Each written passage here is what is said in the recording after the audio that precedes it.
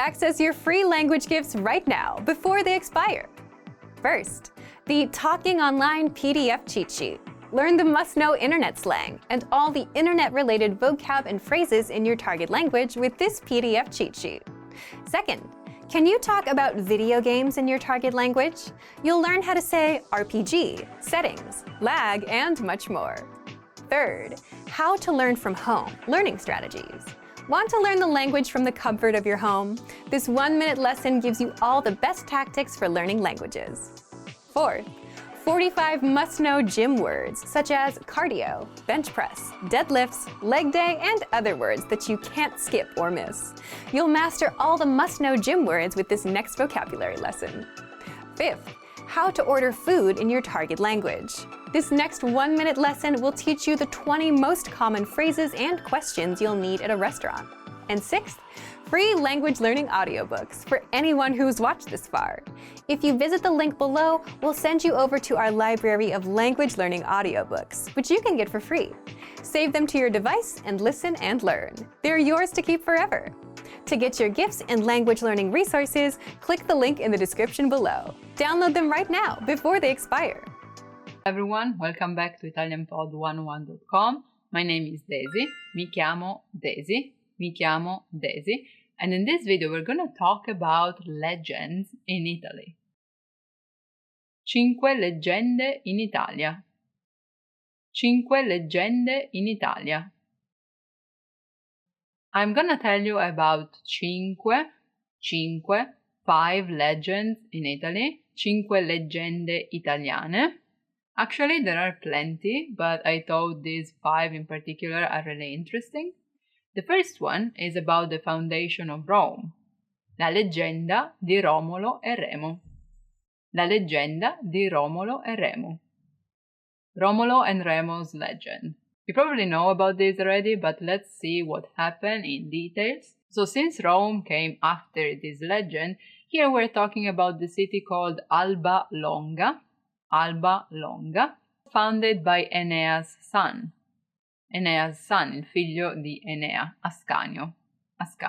Many descendants had the power until the throne was passed to 2 brothers, Numitore and his brother Amulio. I don't think you really care about the name, but anyway, one of them took power with violence and forced his brother's daughter to take a vow of chastity so that there was not heir that could actually oppose him.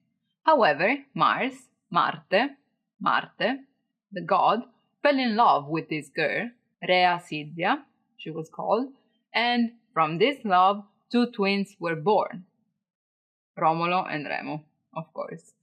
Guards were ordered to kill them, but they pitied the babies and just left them in the forest without killing them, but then later on saying that they did kill them, even though they didn't. So the 2 babies left by themselves were actually taken care of by a wolf, una lupa. They grew up and later on founded what today we know as Rome. It's interesting to notice how this legend may be based on real facts, because lupa, so the word wolf, in ancient Rome was also used, in ancient Alba Longa, was also used to refer to prostitutes. So it may be possible that actually some woman really did take care of the kids that were abandoned. But the legend says that it was a real wolf. Number 2, Il fantasma di Azzurrina, Azzurrina's ghost. Azzurrina is just the name, or actually the nickname, that was given to a girl that disappeared in 1375, when she was only 5 years old. So the legend says that this baby girl was born albino, and it wasn't a good sign for superstition at that time, so the population didn't really like her, and because the father was afraid something would happen to her, he always made her be followed by 2 guards. One day there was a storm and she was playing with a ball, and that fell into the ice cell, the ice box of the house, and she went to catch it. Guards say that they heard a scream, and when they went in, mind you, there was no window or other door where she could escape from, they didn't find her anymore. Why the name Azzurrina? That's because the mother, because she didn't want people to just discriminate her, tried to dye her hair with natural pigments, but that didn't really work well at that time. So it just became light blue, and she also had blue eyes, so that's why her name became Azzurrina, even though she was supposed to be called Gwendalina. And people say that every 5 years during that day, which was the solstice of summer, you can hear screams and voices in the castle, and that's Azzurrina. There's also a painting that was actually made after she was dead, because people said that that's what they saw in the castle. By the way, the castle is in Montebello, Romagna. On a lighter note, let's move to legend number 3, La Principessa Sicilia, Princess Sicily, Sicilia. So it's said that once upon a time, in a far, far country of the east, a girl was born, a princess. Everyone in the country was really excited for this new girl to be in the country, to be alive, but an oracle said that when she turned 15, she would die, eaten by a monster, if she didn't go away taking the sea. So when she turned 15, she did that in order to escape death, and even though she thought she was about to die because it was a long, long trip, she then landed in what today we call Sicily, Sicilia, beautiful land with trees, fruits, sun. However, she found herself alone, so she started crying because she was just alone in an unknown country, unknown land, right? And a guy came to her telling her that everyone on the island was actually dead because of a plague, and it was then them who populated the island. And this is the legend of Princess Sicily, Principessa Sicilia. From the south, we move to north for the fourth legend, which talks about Hell's Door. La Porta dell'Inferno, a Torino, in Turin. Piazza Statuto, it's a square in Turin, and it has a statue of an angel with his palms down, facing down, and also he's looking down. People say that he's Lucifer when he was kicked out from heaven, so he's just looking down where he is supposed to be now, in hell, because he's going there. And this is also because on his head of this statue there was once a pentacle upside down, which disappeared in a mysterious way. Talking about hell and not moving from Piemonte, the fifth legend is about Il Ponte del Diavolo. Il Ponte del Diavolo, Satan's Bridge. So the name of this bridge comes from the fact that according to the legend, it was Satan himself who built the bridge. Because it happened that the bridge fell down twice, so the third time it was Satan himself who came on earth and was like, look, I'm gonna do it for you, okay? Just give me the soul of the first being that crosses the bridge. Population was so smart that they sent a dog, actually, so he couldn't in the end take anybody's soul, not from humans at least. He got really angry and he stomped his feet on the ground, making what today is called Marmitte dei Giganti, giant's pot, which the legend says it's basically Satan's feet. Something else that is said to justify this geological phenomena, which is not only under the bridge but like in nearby as well, is that the giant's pot is where Satan cooked the meal for his helpers that did actually help him to build the bridge. So either way, Satan was there, the legend says. As I was saying, there are plenty of legends in Italy, a lot of them with gnomes, elves, and fairies, gnomi, elfi, e fate. But I hope you liked my selection of legends. Let me know in the comments which one you liked the most. And remember, if you haven't done it yet, to sign up for your free lifetime account on ItalianPod101.com. I'll see you soon. Thanks for watching. Ciao ciao. Bye bye. Hello everyone, welcome back to ItalianPod101.com. My name is Daisy. Mi chiamo Daisy. And in this video we're going to talk about what happens in Italy in July. Luglio in Italia. Luglio in Italia. You may have some problems pronouncing it, but July is called luglio. Luglio. Also, there's a famous song that goes like Luglio col bene che ti voglio. So, July with all the love I have for you. It's not really a sentence that you would use every day, but it's also a nice one to remember and to practice saying luglio and the ll sound in general. Luglio col bene che ti voglio. Voglio. Anyway, what happens in July in Italy? I'd say technically nothing, but also a lot. There are no specific holidays, so no bank holidays or big celebration like nationally, but also there are many sagre and feste, festivals, so feste, sagre and palio around Italy. Now we're gonna see what that means. Una sagra, so una sagra, it's actually like a fair or a festival, but it's something that happens every year in order to celebrate a saint or an event. So it's actually about products a lot in Italy. For example, there is la sagra del tartufo. La sagra del tartufo. Truffles festival, but it's not really like a festival. It's just like really a celebration of the product itself, and everyone goes there to taste, buy, experience it. It's in Abruzzo, Abruzzo.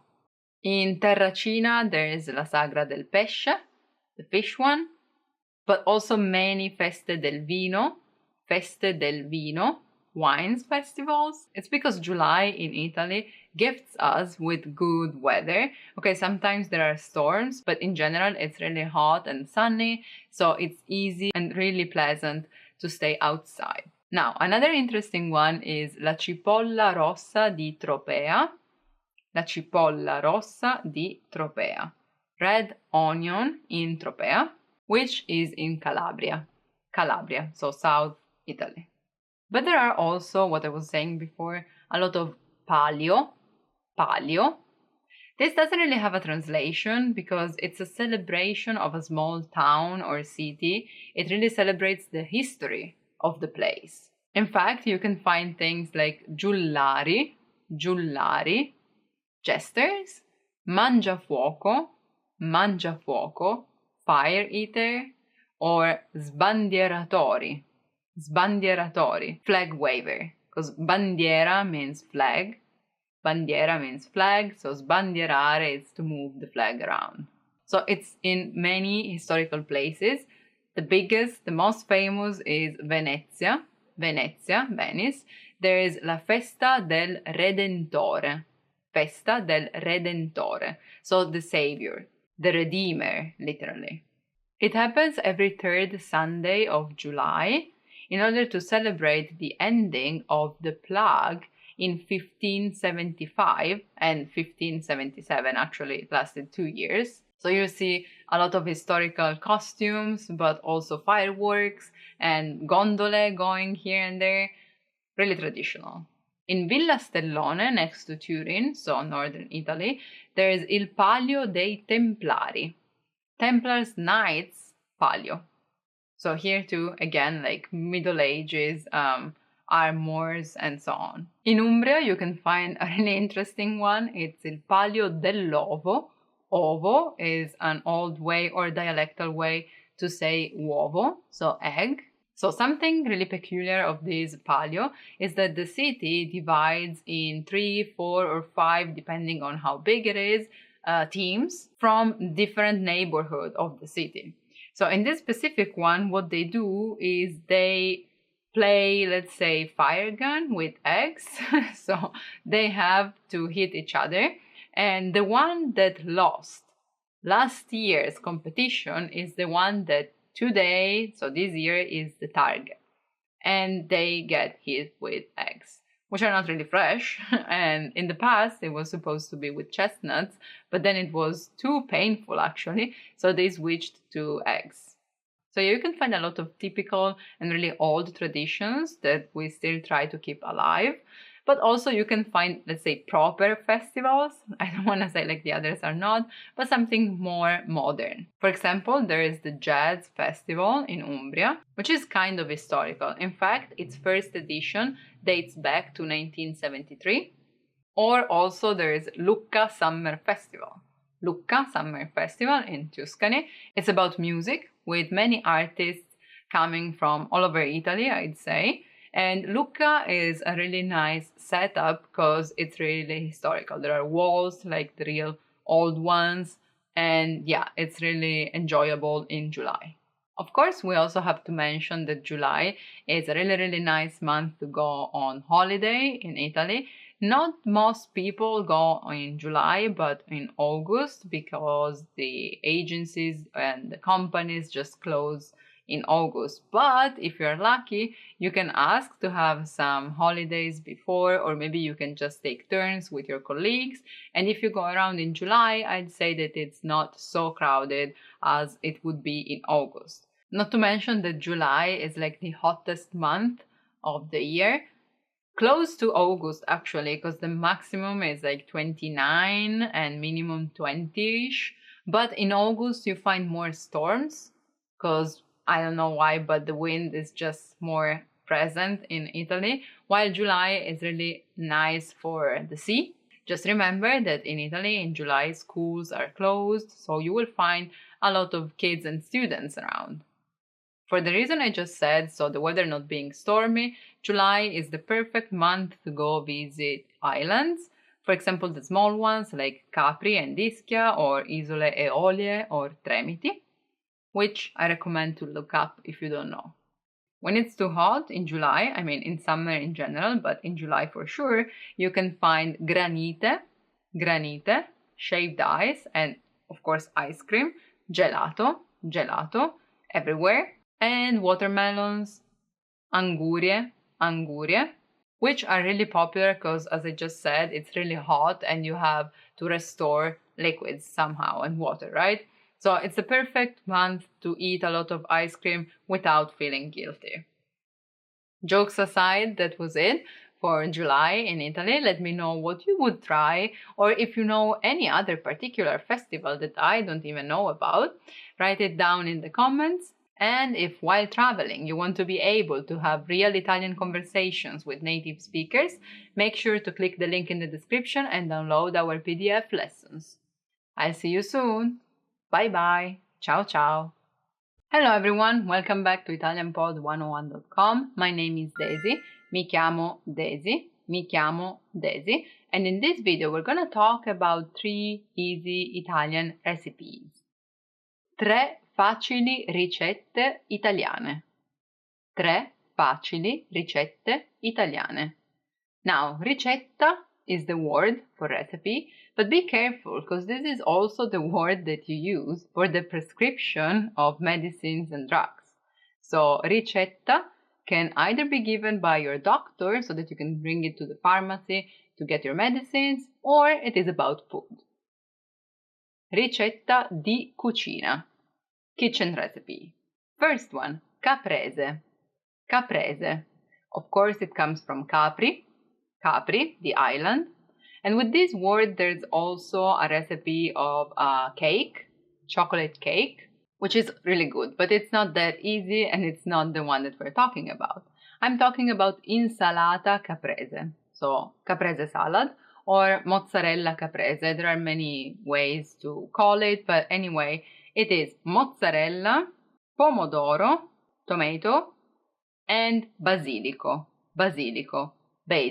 And then of course oil, oregano, sale, all the seasoning that you want.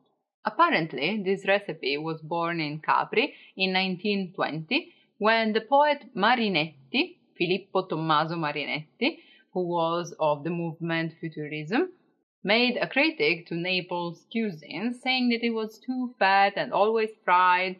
So the chef just used these elements raw and made a delicious plate. Today you can also find these on sticks, so mozzarella, tomato, and so on. But the thing is, you should take a mozzarella, sgocciolare la mozzarella, sgocciolare or scolare which is also what you use with pasta when you basically remove the water, so you drain it.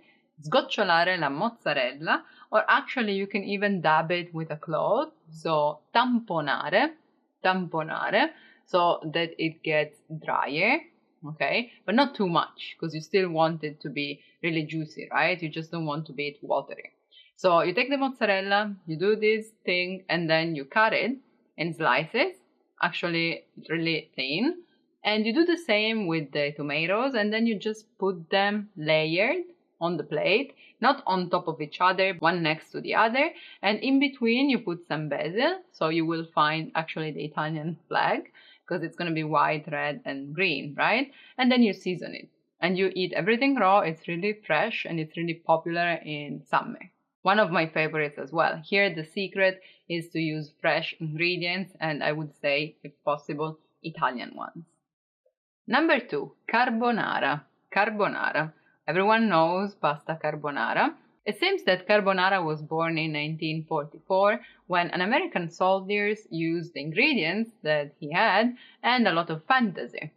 In fact, he used eggs, cheese, and bacon, which nowadays is guanciale. So in the beginning it was bacon, but then we just had guanciale. I mean, we did have guanciale and pancetta, but anyway, be careful here. What we use is guanciale. There are several versions, but the traditional one wants the guanciale in it. What's guanciale? It's the cheek of the pig, basically. In fact, guancia means cheek. Pay attention though, because guanciale may also mean pillow. And it also comes from the fact that it's really soft anyway. So as I was saying, there are many versions, even with different cheese, like for example cream, panna, or parmigiano, parmesan, but the traditional one wants pecorino cheese, pecorino. So you have to dice the guanciale, tagliare a cubetti, where cubo is dice or dado even, and cubetti are small ones. After you have it on your fry pan, you want to keep it there and just add it at very last so that it keeps the crunchiness that you want. In fact, you have to take the yolk, so just the tuorlo dell'uovo, the yellow part, mix it together with pecorino cheese, and then put it on the strained pasta. And only at that point you can add the guanciale. Actually, you're supposed to mix the pasta in the pan where you fried the guanciale. Don't forget black pepper, pepe nero. And yes, you can use spaghetti, which is the most common one, spaghetti, but actually in Rome you will find it with short pasta as well. For example, rigatoni. So try many versions and let me know which one is your favorite. Number 3, polpette, meatballs. Okay, this is not actually Italian, like 100%, because meatballs are everywhere and each country has its own recipe. But I feel like meatballs have a big place in the Italian cuisine. Just don't put it necessarily with spaghetti, because we don't actually do that. You may find some pasta and it's cooked in the oven with really small meatballs, but it's not the big ones, okay? Anyway, in order to make polpette, you want to find some minced meat and put it together with mollica di pane, or pane raffermo. So either breadcrumbs, the inside of the bread, or stale bread, old one, let's say. So you put that in milk so that it softens. Then you squeeze it, lo strizzi. Strizzare is to squeeze. Strizzi la mollica dal latte. So you squeeze it and take the milk, latte, away. Then you put it together with meat and eggs.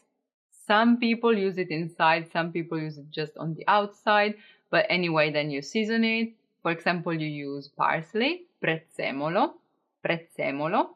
pepe, sale, black pepper and salt, but also noce moscata, nutmeg. Some people also put mortadella and salsiccia, sausages, or anyway leftovers in general, avanzi, leftovers. Then you put some more bread on the outside, but this one is a grated bread. We call it pane grattugiato, so that it's not super sticky, right? And then you can either fry them in the pan or cook them in the oven, so bake them, which would be less fat, I'd say.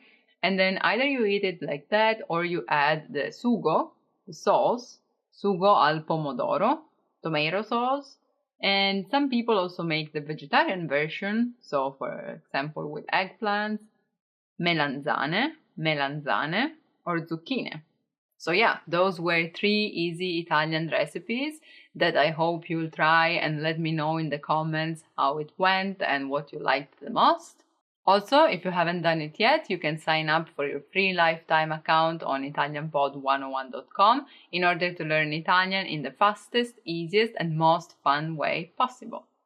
Thank you for watching. I'll see you soon. Ciao ciao. Bye bye.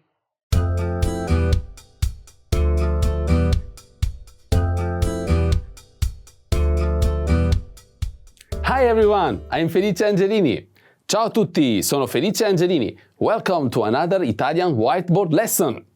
In this lesson, you learn how to make comparisons in Italian. Let's get started. When making comparisons, it's very important to keep in mind the gender of the nouns you are using. But don't be scared. We'll go through this step by step. We'll first see a very useful sentence pattern. Let's say you want to compare 2 places, for example, 2 cities. Here's how you do it. Place, è più, adjective, di, place.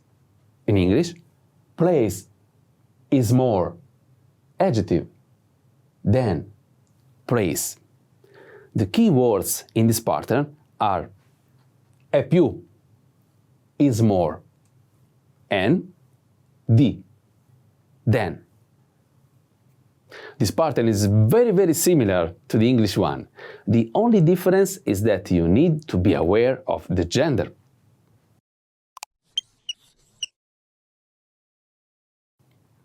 Let's look at some examples with city names.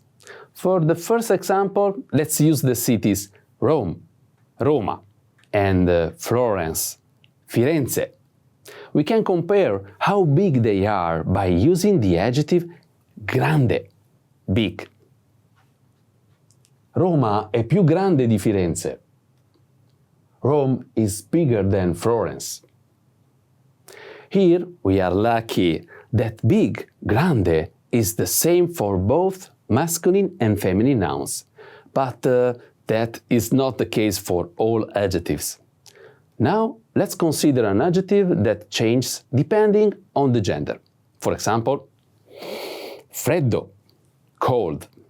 Let's continue using cities for our examples. It's useful to know that in Italian, all city names are feminine. So when talking about cities, we will need to use the feminine form of the adjectives. Thus, adjectives like freddo will be said as fredda. For example, take the sentence Bologna è più fredda di Napoli. Bologna is colder than Naples. Again, our pattern is place è più, adjective, di, place. In English, place is more, adjective, than place. Actually, as long as you remember to use the right gender for the adjective, you can apply this pattern to any situation.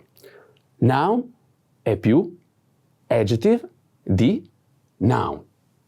In English, noun is more, adjective, than noun.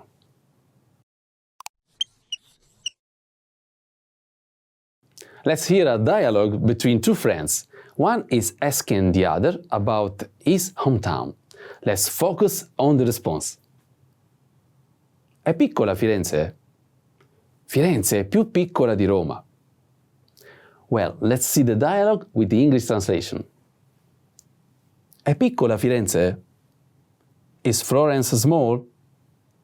Firenze è più piccola di Roma. Florence is smaller than Rome. So, in this answer, we can notice the key phrase. È più di, is more than, and the adjective, piccola. Piccola, that is the feminine form of the adjective small. In this case, the feminine one, because we are talking about the city, and cities in Italian are always feminine. So remember it.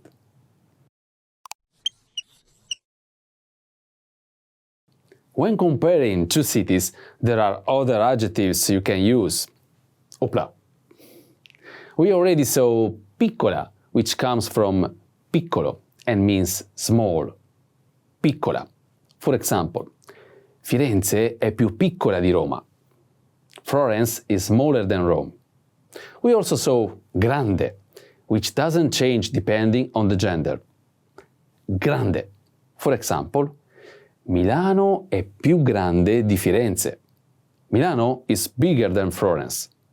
Next, we have popolosa, which comes from popoloso and means densely populated. Popolosa. For example, Napoli è più popolosa di Firenze. Naples is more densely populated than Florence. We also have antica, which comes from antico and means ancient. Antica. For example, Roma è più antica di Milano. Rome is more ancient than Milano. As we have seen, we also have fredda, which comes from freddo and means cold. Fredda. For example, Milano è più fredda di Roma. Milano is colder than Rome. We can also use piovosa, which comes from piovoso and means rainy. Piovoso. For example, Bologna è più piovosa di Napoli. Bologna is rainier than Naples. Okay, let's go through the adjective one more time. Piccolo, piccola. Small. Grande, grande. Big. Popoloso, popolosa. Densely populated. Antico, antica. Ancient. Freddo, fredda. Cold. Piovoso, piovosa. Rainy.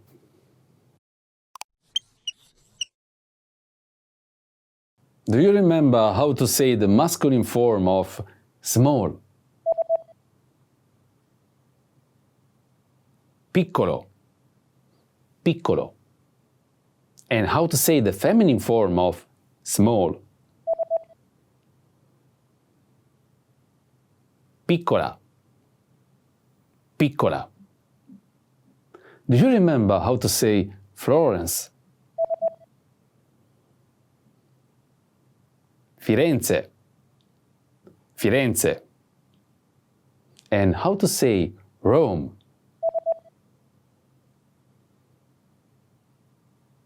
Roma, Roma. Do you remember how to say Florence is smaller than Rome?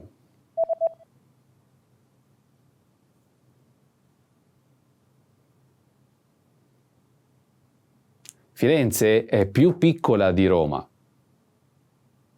Firenze è più piccola di Roma. And how to say big? Grande, grande. Do you remember how to say the masculine form of populated? Popoloso, popoloso. And how to say the feminine form of populated? Popolosa, popolosa. Do you remember how to say the masculine form of ancient? Antico. Antico. And how to say the feminine form of ancient? Antica. Antica. Do you remember how to say the masculine form of cold? Freddo. Freddo. And how to say the feminine form of cold? Fredda. Fredda. Do you remember how to say the masculine form of rainy? Piovoso. Piovoso. And how to say the feminine form of rainy? Piovosa. Piovosa. Do you remember how to say Siena? Siena. Siena. And how to say Milan? Milano. Milano. Do you remember how to say Naples? Napoli.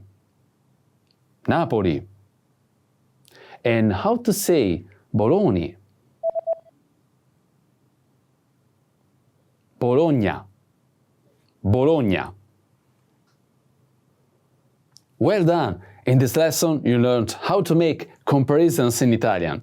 I'm Felice, I'll see you again on italianpod101.com. Thanks for watching, a presto!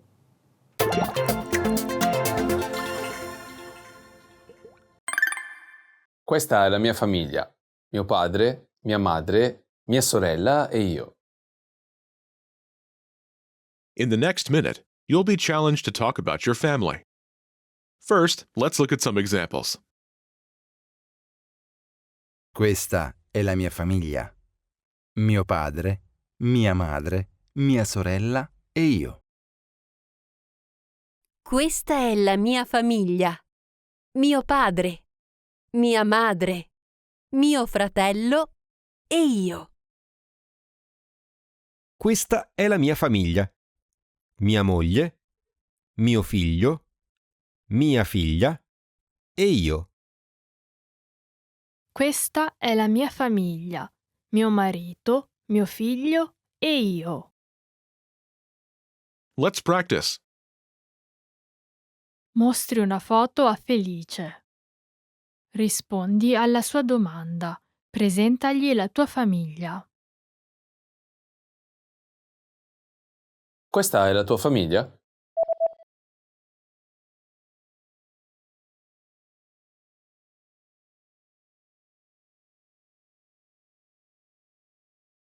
Oh, che bella famiglia! How did you do? You can consider this practice exercise successful if you were able to answer in the given time, completed a pattern with your family members, and used the sentence pattern featured in this example. Questa è la mia famiglia, mio marito, mio figlio e io.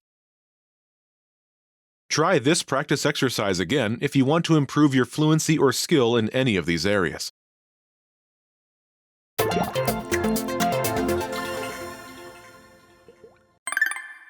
Grazie!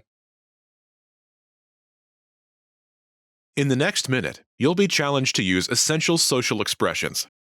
First, let's look at some examples. Scusi. Sì? Grazie. Prego. Scusi. Non c'è problema. Let's practice. A Felice cade un fazzoletto per strada. Tu lo noti e lo chiami.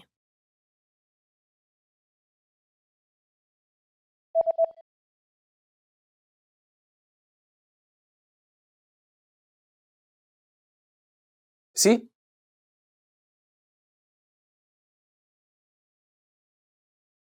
Felice ti ringrazia per avergli detto l'ora. Rispondigli.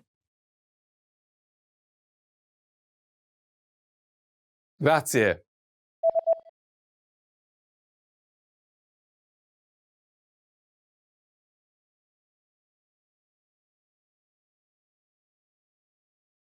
Felice ti urta per sbaglio. Si scusa. Rispondigli.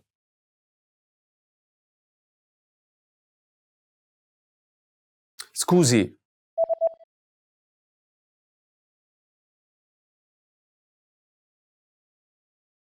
Scusi. How did you do? You can consider this practice exercise successful if you were able to answer in the given time and used a proper expression, as in the following example. Grazie. Try this practice exercise again if you want to improve your fluency or skill in any of these areas.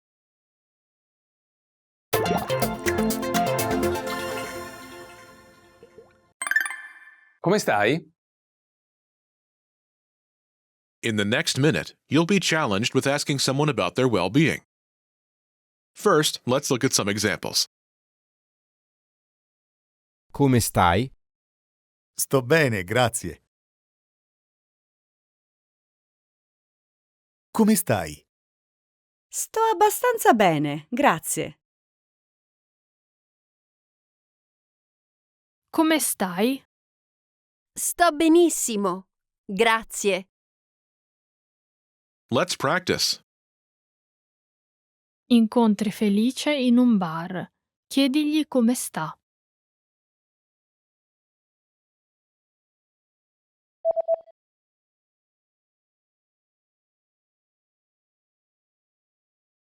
Sto bene, grazie. How did you do? You can consider this practice exercise successful if you were able to answer in the given time and use the proper expression as in the following example. Come stai?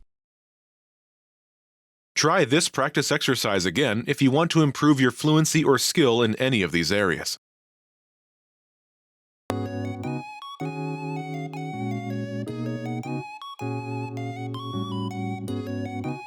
Are you struggling to understand conversations in your target language? This video will improve your listening skills using practice dialogues. How do you know if your language skills are improving? Our team of teachers have designed a free quiz to determine your actual learning level. So click the link in the description to get your free assessment and unlock lessons that are right for you. In this lesson, you'll listen to a dialogue with the text. Second, you'll review the key vocabulary, followed by the English translations. And finally, you'll review the dialogue with the text again to master what you've learned. First, listen to the dialogue with the text on the screen. Marco, sai che giorno è oggi? Il 6 gennaio, perché? Oggi è il giorno dell'Epifania, che tutte le feste si porta via. Hai ragione, quindi la Befana ha portato delle caramelle. Per te ha portato solo carbone. Guarda. Ma è carbone dolce, buono. Now you'll hear the key vocabulary, followed by the English translation. Gennaio. January. Gennaio. Gennaio. And the next word is? Epifania. Epiphany. E-pi-fa-ni-a. Epifania. And the next word is? Festa. Feast, holiday, party. Festa. Festa. And the next word is? Quindi. So, therefore. Quindi. Quindi. And the next word is? Giorno. Day. Giorno. Giorno. And today's last word is? Carbone. Coal, charcoal, carbon. Carbone. Carbone. Finally, let's review the dialogue again. See if you can understand more this time. Marco, sai che giorno è oggi? Il 6 gennaio, perché? Oggi è il giorno dell'Epifania, che tutte le feste si porta via. Hai ragione. Quindi la Befana ha portato delle caramelle. Per te ha portato solo carbone. Guarda. Ma è carbone dolce. Buono. This is the end of the lesson. In this lesson, you improved your listening and mastered key vocabulary for everyday life conversation. Don't forget to click the link in the description to get your free assessment and unlock lessons that are right for your learning level. Keep practicing and move on to the next lesson.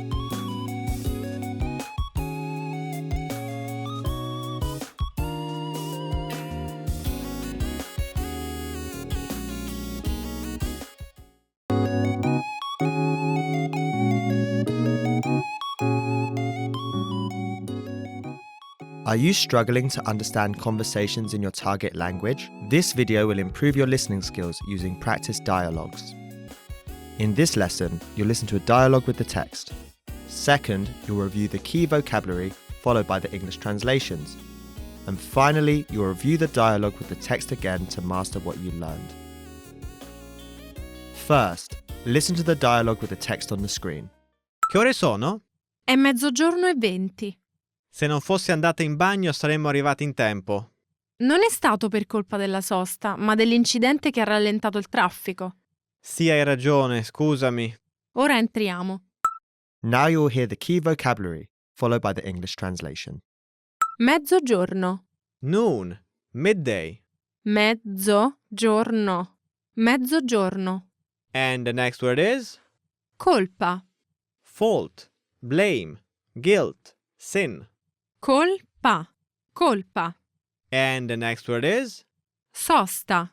Stop, break, stop off, stop over. Sosta. Sosta. And the next word is? Incidente. Accident, incident. Incidente. Incidente. Next word is? Rallentare. To slow down, decelerate. Rallentare. Rallentare. And lastly? Avere ragione. To be right. Avere ragione. Avere ragione. Finally, let's review the dialogue again. See if you can understand more this time. Che ore sono? È 12:20. Se non fossi andata in bagno saremmo arrivati in tempo. Non è stato per colpa della sosta, ma dell'incidente che ha rallentato il traffico. Sì, hai ragione, scusami. Ora entriamo. This is the end of the lesson.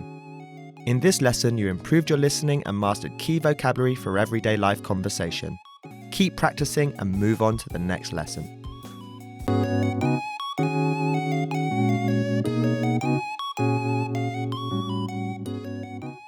Are you struggling to understand conversations in your target language? This video will improve your listening skills using practice dialogues.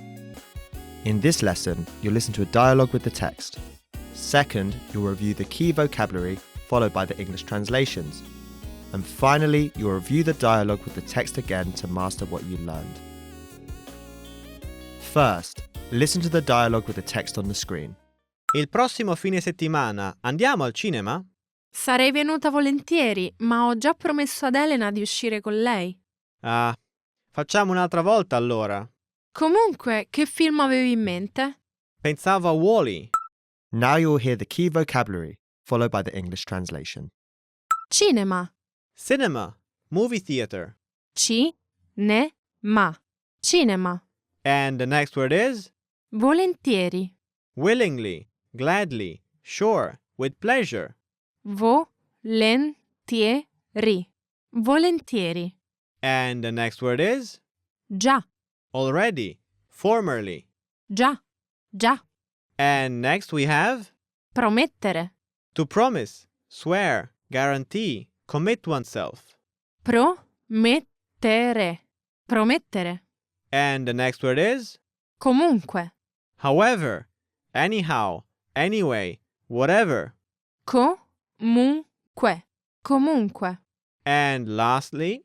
Avere in mente. To have in mind. Avere in mente. Avere in mente. Finally, let's review the dialogue again. See if you can understand more this time. Il prossimo fine settimana andiamo al cinema? Sarei venuta volentieri, ma ho già promesso ad Elena di uscire con lei. Ah, facciamo un'altra volta allora. Comunque, che film avevi in mente? Pensavo a Wall-E. This is the end of the lesson. In this lesson, you improved your listening and mastered key vocabulary for everyday life conversation. Keep practicing and move on to the next lesson.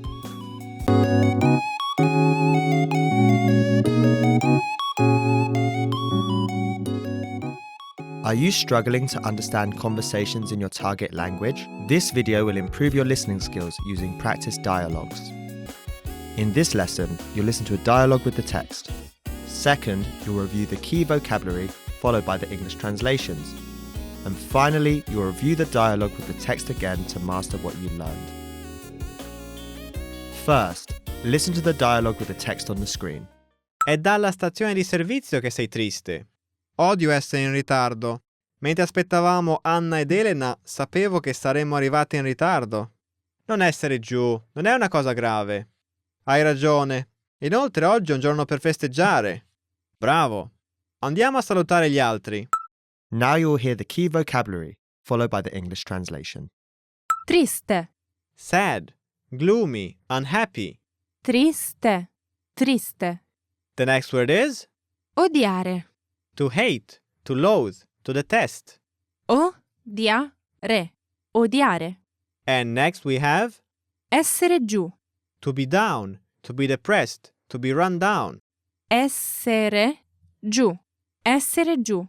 And the next word is Inoltre, furthermore, besides, moreover, also, what's more. inoltre, inoltre. And the next word is Festeggiare, to celebrate. festeggiare, festeggiare.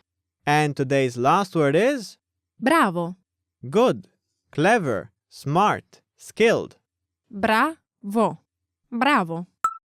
Finally, let's review the dialogue again. See if you can understand more this time. È dalla stazione di servizio che sei triste. Odio essere in ritardo. Mentre aspettavamo Anna ed Elena, sapevo che saremmo arrivati in ritardo. Non essere giù, non è una cosa grave. Hai ragione. Inoltre oggi è un giorno per festeggiare. Bravo. Andiamo a salutare gli altri. This is the end of the lesson. In this lesson, you improved your listening and mastered key vocabulary for everyday life conversation. Keep practicing and move on to the next lesson. Hey everyone, welcome to the Monthly Review, the monthly show on language learning,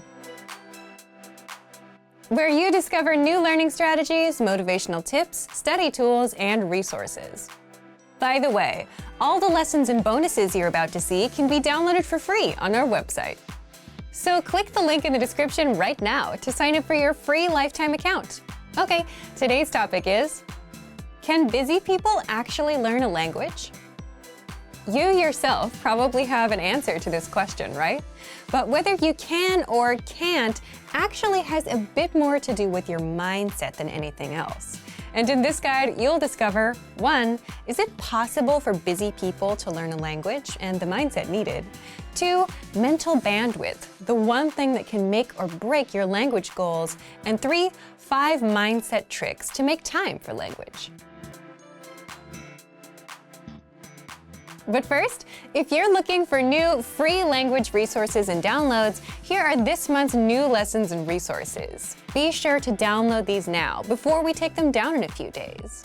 First, the Talking Online PDF cheat sheet. Learn the must-know internet slang and all the internet-related vocab and phrases in your target language with this PDF cheat sheet. And second, the 40 words and phrases for ordering food writing workbook. With this free resource, you'll pick up must-know words and phrases for the restaurant and practice writing them out as well. To get your free resources, click the link in the description below right now. They're yours to keep forever. Can busy people actually learn a language? Part 1. Is it possible for busy people to learn a language and the mindset needed? So, can busy people actually learn a language? What do you think? Leave us a comment and let us know. As much as we want to say yes, it's more of a yes or no depending on the person. Why yes? Yes, because many of our members are busy and are learning with our system. And some of you who are watching also fall into this camp. But it also depends on the person because it's more of a mindset thing. Either you think you have time or you don't. For example, many of our members fall into the group of can learn and can find the time, even if they're busy.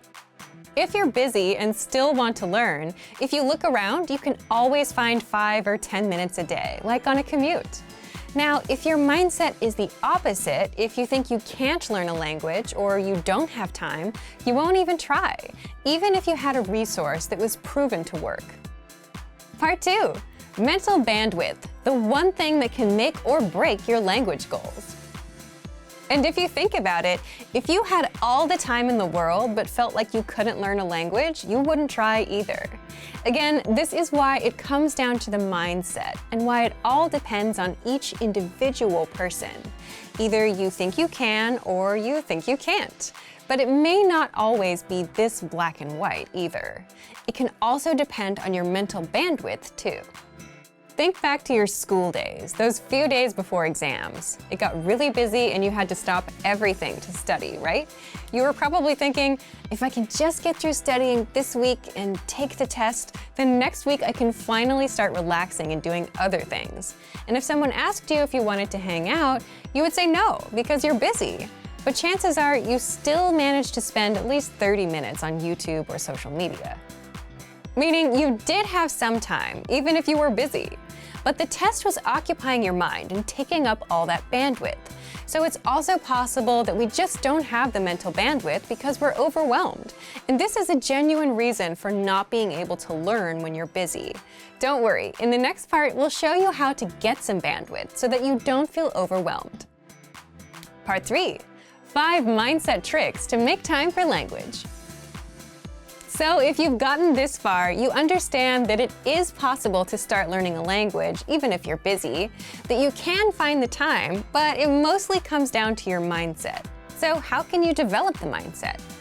So when you're too busy, it feels like you're overwhelmed and like you don't have control of your time. Well, there are a few things you can do to gain some control of your time, have some breathing room, and learn a bit of language.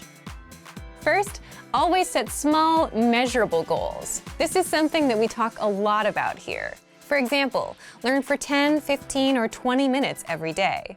Learn 100 words in 1 month, which means learning 3 to 4 words a day. And the mindset behind this is just being realistic with your goals and what you can do. Because if you're busy, you may not have 1 or 2 hours. And this is a strict rule, especially when starting out with new goals and languages. Always stick to small, measurable goals. Second, lowering your goals and expectations is okay when things get super busy. If you couldn't learn all 100 words for the month and only got up to 40 or 60, that's okay. If you tried learning on Monday and Tuesday but skipped Wednesday and Thursday, that's okay. Sometimes you have to shift priorities, and prioritizing things is a secret to a successful life. You may not get to the goal you wanted to achieve today, but you can get to it next week. Third, it's okay to put language on pause if life gets in the way. Just like with that last point, you can always come back and reach your goal a little later. We often see learners put language on pause, come back later. Some even come back years later. But the key is to come back.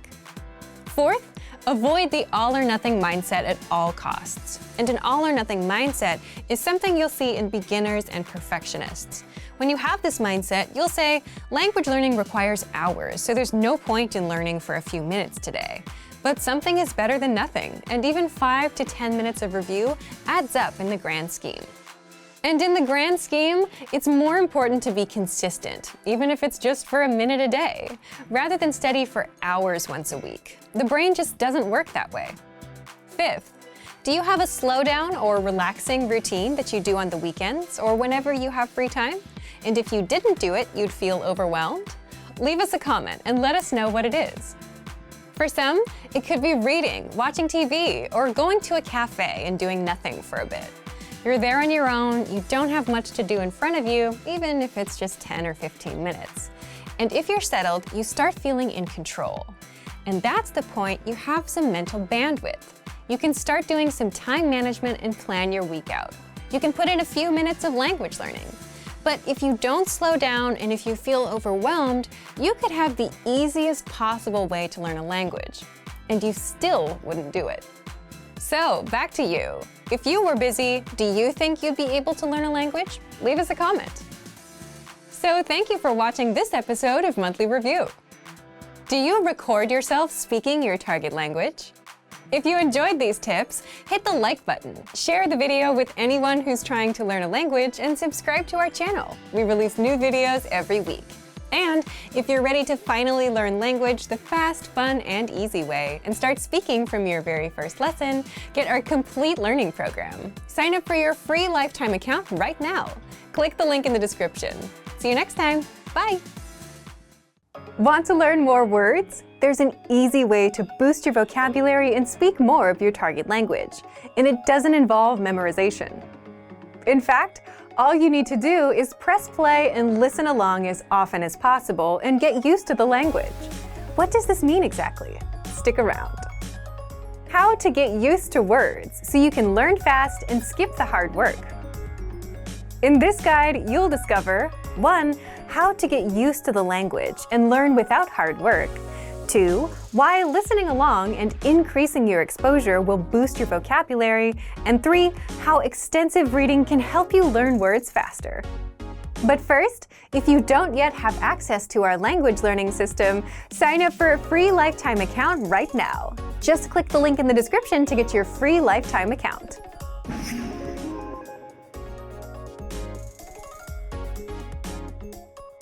If you're learning any language, you've probably felt frustrated over the number of words, conjugations, variations, and exceptions that you need to know. And sure, you need to know them, but that doesn't mean you have to study and sweat over them. There is an easier way to learn, and it's simply to get used to the language. And getting used to it just means you hear a word enough times to the point that you just know it naturally.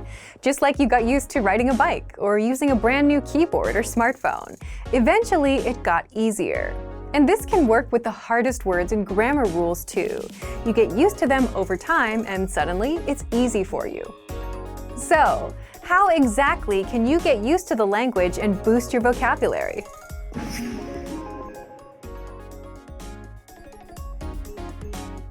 When you join, you automatically get a laid-out step-by-step pathway of lessons to follow. Just press play on a lesson, listen to a conversation in the target language. You hear it again with the translations. Then our teachers explain every word and phrase and grammar rule, and then you hear it one last time. And this is how you start getting used to all the words.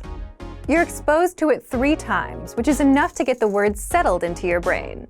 And then, when you move on to lesson 2, lesson 3, and so on, you'll encounter these words and phrases again, which is more exposure.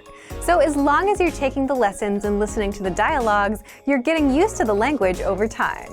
You can also re-listen to old lessons if you want, but if you don't, the dialogue tracks give you just the conversation of the lessons, no translations, so that you can review the conversations without retaking lessons and immerse yourself in the language. And you can re-listen to the conversations as much as you want to get used to all the words inside. Kind of like listening to a song until all the words are stuck in your brain. If you just want to listen to words on repeat and get used to them that way, then use our vocabulary slideshow tool, which you can find on every lesson and vocabulary list. Just press play and listen to the words on repeat until they're all stuck in your head. The slideshow plays the audio while showing you the words on the screen so that you can listen and read along. Another proven way to get used to a language and boost your vocabulary is to just read more. Like listening, reading is another form of input or exposure. But what makes extensive reading so special is extensive reading is a strategy where you read as much as possible without stopping over unknown words and continuing on. It's quantity over quality. So you're not given hard material that you'll struggle over, but stories that you'll mostly understand. In fact, our Absolute Beginner extensive reading books are simple 1 or 2 words per page books, kind of like kids' books. So look for our extensive reading pathway inside the lesson library and follow the lessons one by one. Extensive reading books are available for Absolute Beginner, Beginner, and Intermediate levels. So, if you want to get access to these learning tools and our learning system, sign up for a free lifetime account right now. Just click the link in the description to get your free lifetime account. Remember, here's what you can do to learn all of these words by heart. Drill these words with our spaced repetition flashcards, which will help cement these words into your long-term memory. Save them to the word bank, your personal vocabulary collection, where you can print out your own study sheets, or review the words with our looped vocabulary slideshow, and play it until you know all of the words. So click the link in the description right now and sign up for your free lifetime account to get these lessons and study tools. Are you brand new to the language? If you are, have you learned the alphabet yet? Because if not, if you don't do it now, you'll only struggle with learning language. How to learn the alphabet in 1 hour or less. Free printable worksheets. And that's why today you'll discover 1. The fastest, easiest, and most obvious way to learn the alphabet. 2. How to get our alphabet workbook for free if you follow these steps. And 3. How you can use this to learn the alphabet in 1 hour or less. But first, if you don't yet have access to our language learning system, sign up for a free lifetime account right now. Just click the link in the description to get your free lifetime account.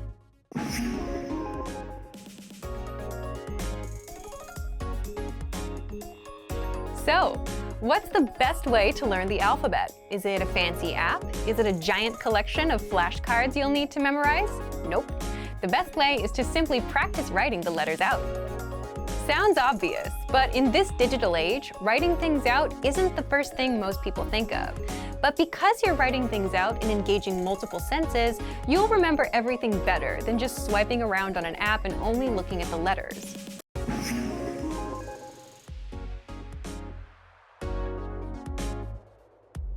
And that's where our special Alphabet PDF workbook comes in.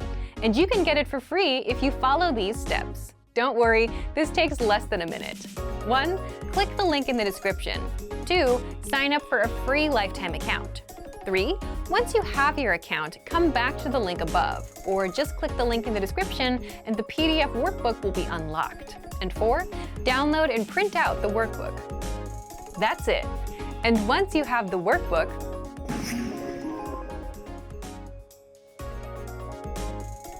you can learn the alphabet in 1 hour or less, like many of our learners. Just write the characters in the provided spaces. Again, by physically writing things out, you learn faster because you're engaging more senses.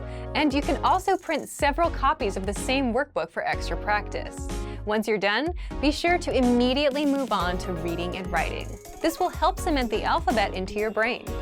And don't worry if you struggle remembering 1 or 2 letters. The rest comes from reading and writing practice. If you want to jump into reading, check our extensive reading books inside the lesson library. The Absolute Beginner books are simple 1 or 2 words per page books that will get you going. If you want to practice writing, make sure you're signed up to our email list. We email out writing workbooks and cheat sheets every week.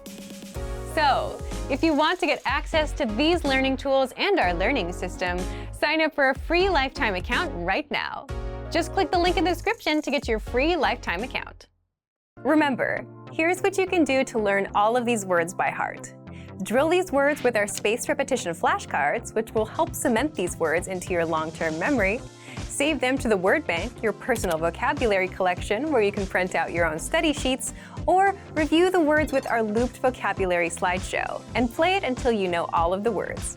So click the link in the description right now and sign up for your free lifetime account to get these lessons and study tools. Great work! Here's a reward. Speed up your language learning with our PDF lessons. Get all of our best PDF cheat sheets and ebooks for free. Just click the link in the description.